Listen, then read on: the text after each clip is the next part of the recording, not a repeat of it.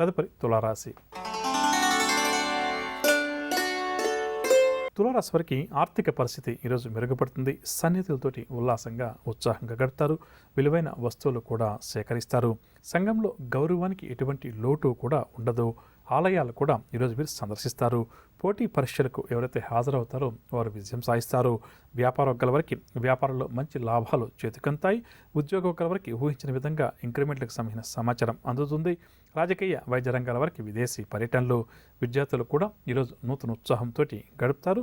మహిళలకు ఆస్తి లాభ సూచనలు. తులారాశి వారికి వాడకాల్సి వచ్చే రంగు గోధుమ రంగు మరియు పసుపు రంగు. పరిహారాల విషయానికి వస్తే తులారాశి ప్రతి ఒక్కరూ కూడా ఈరోజు లక్ష్మీ అమ్మవారిని పూజించడం చాలా మంచిది. తదుపరి వృశ్చిక రాశి. వృశ్చిక రాశి వారికి ఆలోచనలు ఏవి కూడా నిలకడగా ఉండవు. ఆస్తి వివాదాలు బాగా చికాకుపరుస్తాయి. ప్రతి పనిలో కూడా ఈ రాశి వారికి శ్రమ అధికంగా ఉంటుంది. పనుల్లో ఆటంకాలు అవరోధాలు కూడా అధికమవుతాయి. నేత్ర సంబంధిత రుగ్మతల వల్ల కొంతవరకు వీరికి ఇబ్బందికరంగా గడుస్తుంది. ఆదాయం తగ్గుతుంది. దీనివల్ల రుణాలు కూడా చేయక తప్పదు. వ్యాపార వర్గాల వరకు వ్యాపారంలో ఆశించిన రీతిలో చేతికందవు. ఉద్యోగ వర్గాల వరకు ఉద్యోగాల్లో స్థాన చలన సూచనలు. రాజకీయ పారిశ్రామిక వర్గాల వరకు విదేశీ పర్యటనలు వాయిదా పడతాయి. సినీ టీవీ కళాకారులకు కూడా ఈరోజు ఒడిదుడుకుల మధ్య గడుస్తుంది. విద్యార్థులు ఈరోజు వెలువడే ఫలితాల పట్ల నిరాశ వ్యక్తం చేస్తారు. మహిళలకు అనారోగ్య సమస్యలు అధికమవుతాయి. వృశ్చిక రాశి వారికి వాడకాల్సి వచ్చే రంగు గులాబీ రంగు మరియు లేత ఆకుపచ్చ రంగు.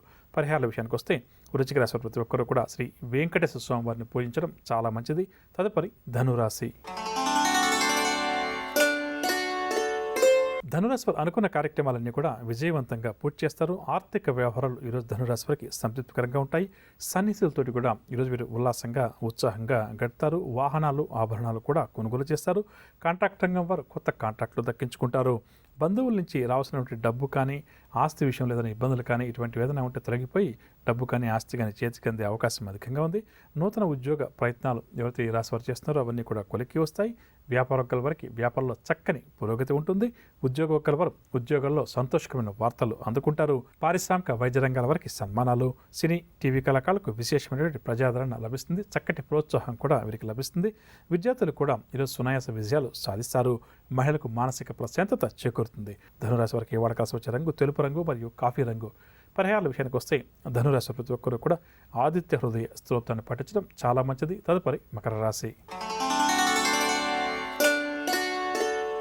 మకర రాశి వారు బంధువుల నుంచి శుభవార్తలు అందుకుంటారు. పెట్టుబడుల కోసం ఎవరైతే మకర రాశి ప్రయత్నిస్తున్నారో ఎవరైతే ఎదురు చూస్తున్నారో వారు పెట్టుబడులకు సంబంధించిన సమాచారాన్ని అందుకునే అవకాశం ఉంది. ముఖ్యమైన వ్యవహారాలన్నీ కూడా సకాలంలో మకర రాశి వారు పూర్తి చేస్తారు. ఆహ్వానాలు కూడా అందుకుంటారు. వివాహాది వేడుకల్లో చురుగ్గా పాల్గొంటారు. వాహనాలు స్థలాలు కొనుగోలు ప్రయత్నాలు ఎవరైతే చేస్తారో అవన్నీ కూడా ఫలిస్తాయి. వ్యాపార వర్గాల వారు నూతన వ్యాపారాలకు శ్రీకారం చుడతారు. ఉద్యోగ వర్గాల వరకు ఉద్యోగాల్లో హోదాలు దక్కుతాయి.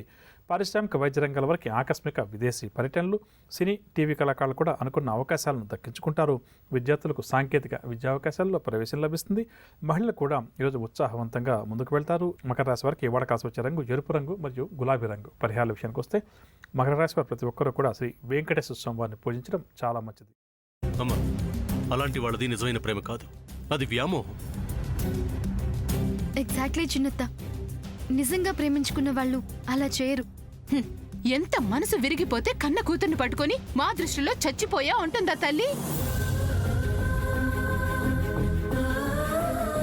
అది సరే అమ్మా, తన కూతురుతో తన మాట అనేటప్పుడు ఆమె మాటల్లో వ్యథ కళ్ళల్లో బాధ గమనించావమ్మా? పెద్దబాబుకు బర్త్డే విషెస్ చెప్పు కూడా వెళ్ళాం కదా. ఊరికే ఎలా కాలిపోతుంది? మంట పెడితేనో పడితేనో తగలబడుతుంది.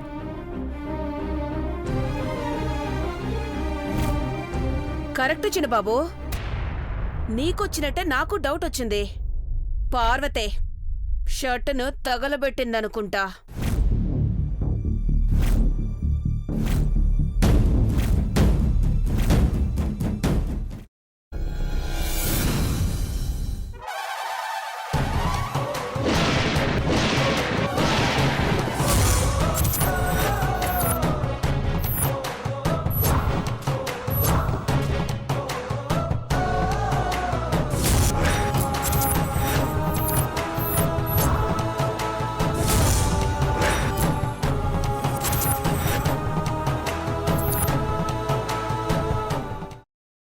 తర్వాత పొట్టు తీసేసి చాప్ చేసి పక్కన పెట్టుకోవాలి.